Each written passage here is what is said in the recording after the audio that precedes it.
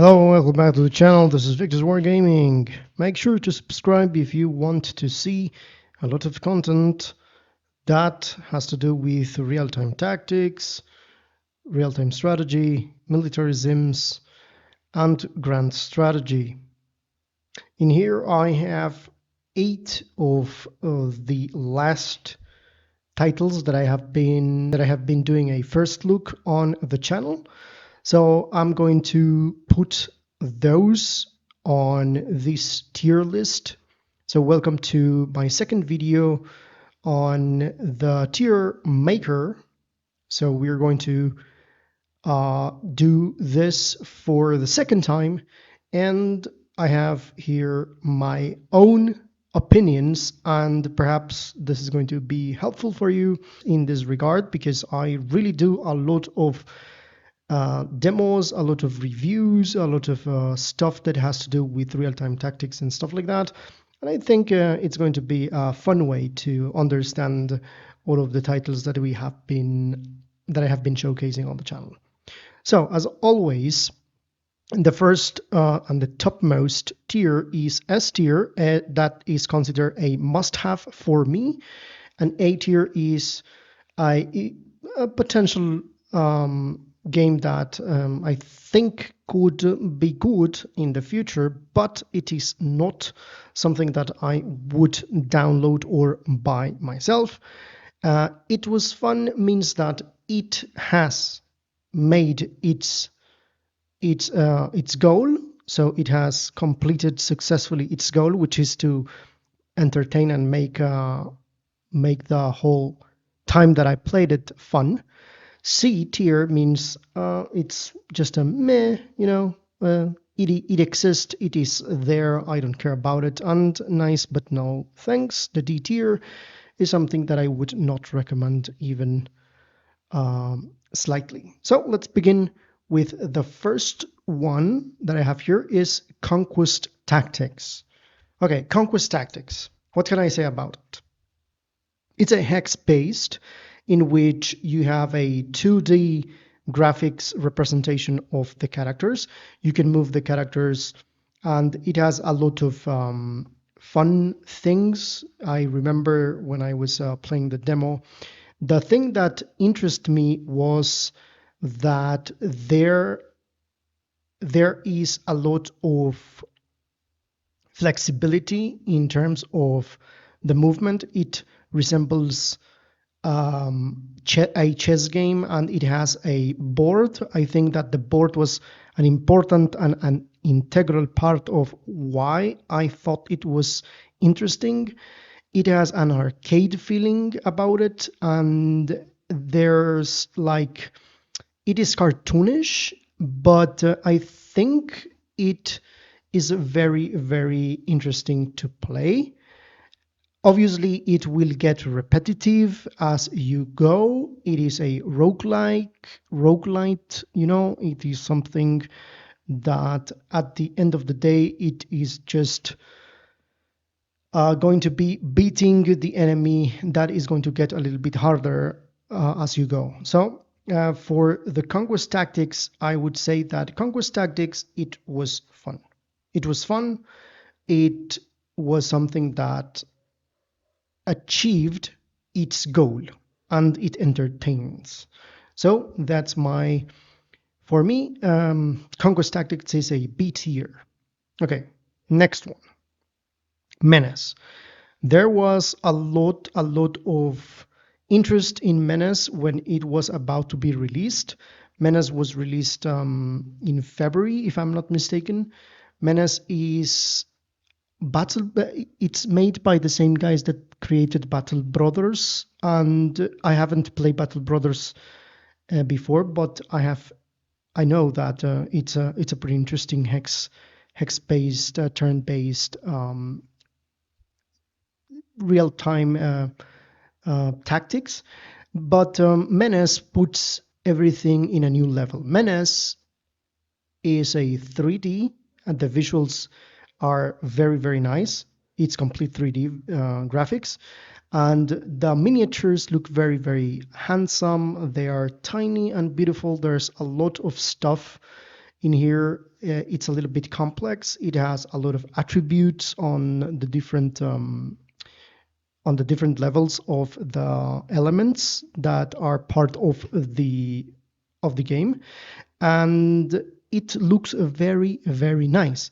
It looks very professional. It looks very high quality game, and I think it's most likely something that has a lot of potential. So for me, Menace was an A tier. Let's say that I would, I would buy it, even though I have placed it in an A. So A could be something that I would buy it, but it has to be you for me. I think I have to give it time. So with time, I think with future patches, future additions, and future stuff, I think it's going to be better and better. And perhaps in the future, with a little bit of a good sale, I think it's going to be worth purchasing. Okay, that is for Menace. Now let's go for Kingdom Dungeons and Heroes, or Kingdom Heroes and Dungeons, something like that. That is a very interesting hex-based turn-based strategy game that I think that it encapsulates a lot of what is a role-playing game as well, but role-playing game in the fact of Dungeons and Dragons. It has a lot of beauty in the fact that you have counters. You see a lot of attributes that have to do with economy. You have your battle, your combat. Combat is very interesting. It's not so difficult, but it's kind of interesting. I think that the artwork on this one, because it has a lot of maps, and especially because I like a lot of maps, I would say that it is beautiful in that regard. And I would say that if you are into Dungeons and Dragons role-playing games and stuff like that, and you want to see counters moving, it is basically a Dungeons and Dragons war game. And because of that, I would say that I will recommend it. It is very, very nice. And I remember that there is this unique thing in which you go there and you have this dungeons in which you put your heroes, and you can do the actual dungeon that is going to be generated as you go, and you will see different creatures attacking you, and it is going to be emerging a narrative on the fly. So because of that, I think I will recommend it, and I will place this one in tier A. Has potential, a lot of potential. And as far as I know, I've heard that the developer is doing some stuff with a new game, Victory something. I don't remember right now, but it's definitely something that I will put on the channel if there is an available demo. It's about World War II, and it looks amazing. It's a war game. So this is for Kingdom Heroes and Dungeons, or Kingdom Dungeons and Heroes. I don't remember exactly the name. Then we have Heroes Might and Magic. Now with Heroes Might and Magic, I can say that it was the first time that I experienced Heroes of Might and Magic. And this is apparently the sixth iteration on the franchise. The franchise is it has a long time on the market, and there is a very, very big fan base of this franchise. I can attest that. And the thing is that it was like it has a mix of how can I explain this? For me, it has a mix like Total War and real-time strategy, or Age of Empires. That's my point of view, because I've never played one of these titles in the franchise, and I had a lot of fun with that. It was a lot of fun. I think that for people that would like to be very, very invested in this type of franchise, I think it's very good. It has a very, very big roster, and there's a lot of things to do. It feels like, as I said, it feels like Age of Empires, Empire Earth with a Total War in which you have your board, tabletop as well. It is a mix of a lot of things, and it's very good. It's very entertaining, so I will place it in a B tier. It was fun. It was nice. Okay, the next one is an indie one that I found on Steam. It's a demo. It's called Maneuver Warfare Panzer Grenadier Battle Group. Now, this one is counter base. It doesn't have, for spaces, you don't move the counters on squares or hexes. You just move them based on time. You can also give the orders in real time, so it's like a counter-based war game, real time. And it is interesting. It has a lot of interesting stuff, including that as far as I know, one viewer told me that the books that are recommended in Maneuver Warfare are books that were written by the developer. So it's very interesting. It is World War II, and it has standard elements for war games, and it is a little bit difficult to master. I can see that there is a very interesting learning curve. I will not say that it has a very steep learning curve, but it has an interesting learning curve. If you are someone that like old school and someone that like more counter based and more kind of realistic, but a lot of attributes and stuff, even though the UI has a little bit of problems for me. I don't think it's exactly something that is beautiful, but with a little bit of work, I think it's going to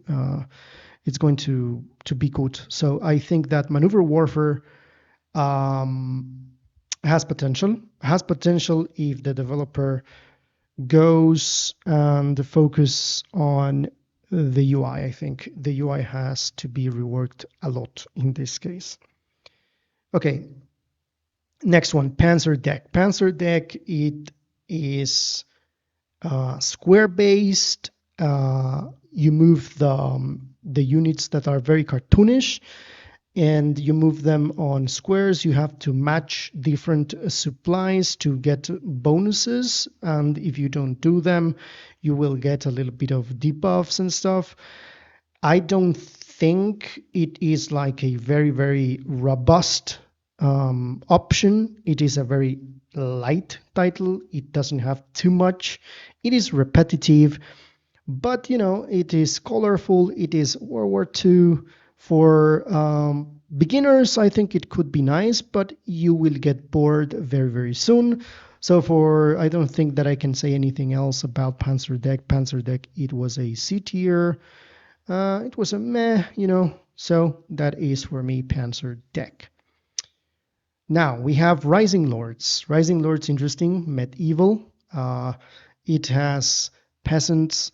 It has resources, resource management. There are a lot of castles. Interesting combat mechanics I can add. Rising Lords is about you rising your troops, your medieval troops, and going into another realm and attack, getting yourself trained, getting experience when you fight the battles. There's a lot of gore in here, a lot of destruction. You will see the settlements being burned to the ground by other troops. It is very crude, and it has a lot of narrative elements that I appreciate. It is fun. The actual trading stuff, it's interesting.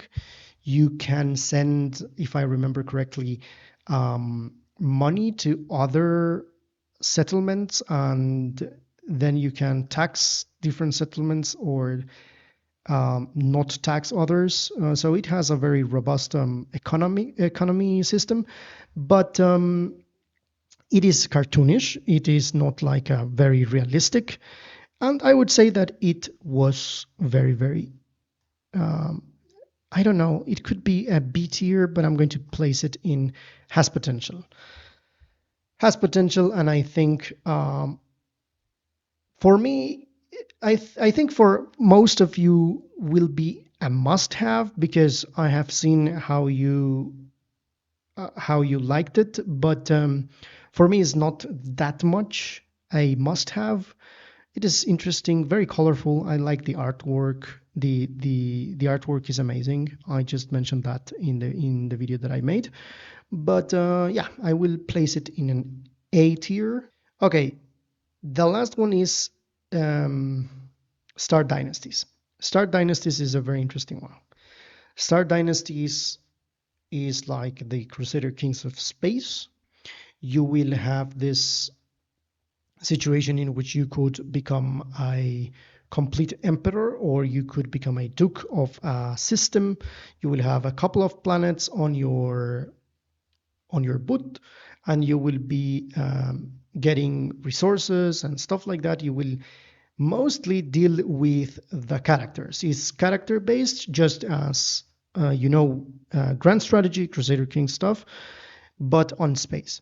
It's interesting because you can put a lot of character on the actual characters.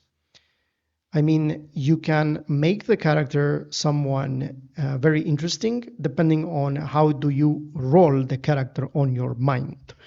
And it has a lot of interesting mechanics. I really like that they have adopted a lot from Crusader Kings, and I can see a lot of influence from Crusader Kings. It is not as polished in the fact that it doesn't look like a high quality.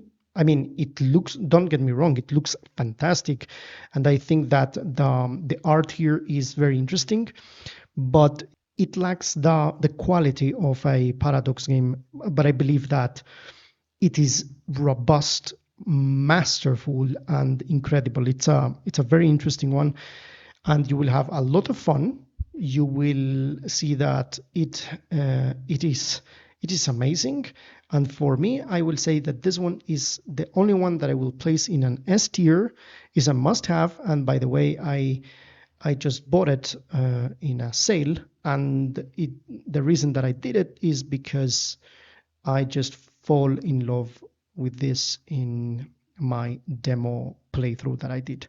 So this was my eight of the last demos that I have showcased on the channel. Thank you for watching. This was Victor. See you in the next one.